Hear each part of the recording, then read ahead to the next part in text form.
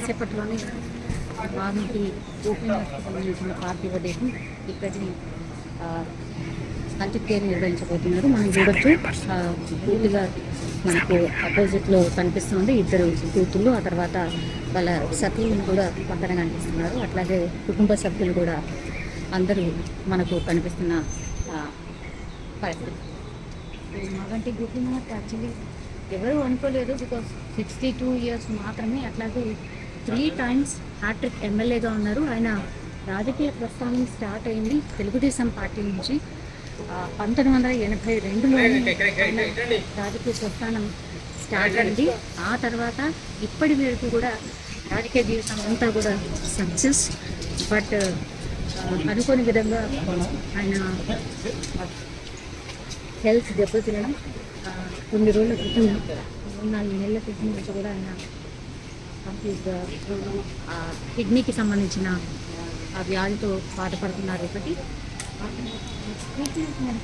Dialysis కూడా నడిచింది అని అన్నారు.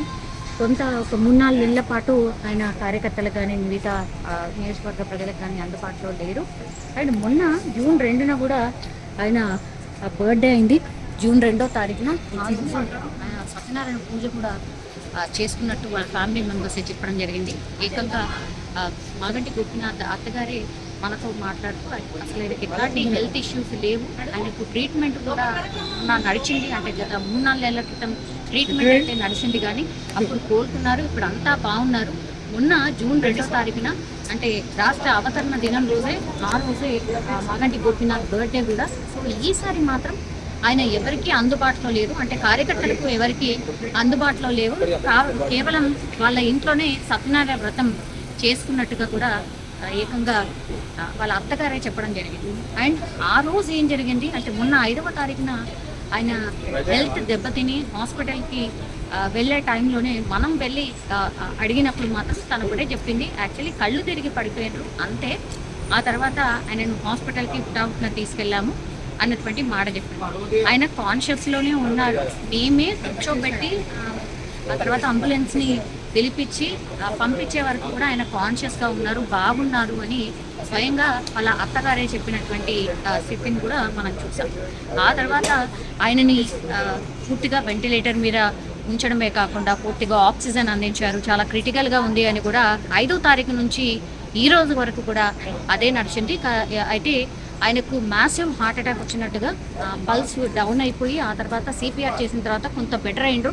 తర్వాత ట్రీట్మెంట్ ఇస్తున్నటువంటి క్రమంలోనే ఆయన ఈరోజు తెల్లవారుజామున చనిపోవడం అయితే జరిగింది. మనం చూడొచ్చు మహాప్రస్థానంలో అందరూ వీవీఐపీస్ కూడా అందరు చేరుకుంటున్నారు.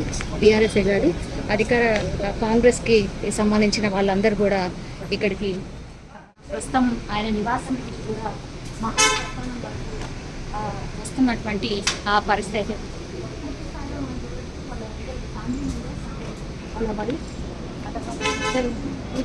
అండ్ తండ్రి అంతిమ యాత్రలో భాగంగా వాళ్ళ కొడుకు, వాళ్ళ తనయుడు, వాళ్ళ తండ్రితో పాటు నడుస్తున్నటువంటి పరిస్థితి. పెద్ద ఎత్తున కార్యకర్తలు అందరు కూడా తరలి వస్తున్నారు ఈ అంతిమ యాత్రకి. అలాగే ఒక్కళ్ళు కూడా చేరుకుంటున్నారు. మనం చూడొచ్చు వీవీఐపీస్ అందరు కూడా చేరుకుంటున్నారు. సో ఫస్ట్ వాళ్ళు అనుకున్నది ఏంటి అని అంటే 4 గంటల లోపే పూర్తిగా కంప్లీట్ చేయొచ్చు, ఈ అంటే ప్రొసీజర్ అంతా కంప్లీట్ చేయొచ్చు అని అనుకున్నారు. బట్ కొంచెం డిలే అయింది, ఎందుకంటే లాస్ట్ మూమెంట్ వరకు అందరు వీవీఐపీస్ వచ్చే వరకు పార్థివ దేహాన్ని అక్కడే ఉంచి అందరు సందర్శనార్థం ఉంచడం అయితే జరిగింది. లాస్ట్లో సీఎం రేవంత్ వచ్చి నివాళులర్పించిన తర్వాత అప్పటి నుంచి అంతిమ యాత్ర స్టార్ట్ అయింది. ఒక 15-20 నిమిషాలు పడుతుంది అంతిమ యాత్ర ఇక్కడి వరకు చేరుకోవడానికి. సో మనం చూడొచ్చు అరేంజ్మెంట్స్ అన్నీ కూడా అయిపోయాయి. ఇక్కడ అన్నీ కూడా అంటే అంతిమ సంస్కారాలు ఏవేవైతే చేస్తారో అవన్నీ కూడా ఇక్కడ సిద్ధంగా ఉంచినటువంటి సిచ్యువేషన్ అయితే ఉంది. అండ్ మనం చూడొచ్చు వీవీఐపీ మూవ్మెంట్ ఇక్కడ స్పష్టంగా మనకు కనిపిస్తోంది. అందరూ కూడా ఇప్పుడిప్పుడే చేస్తున్నారు.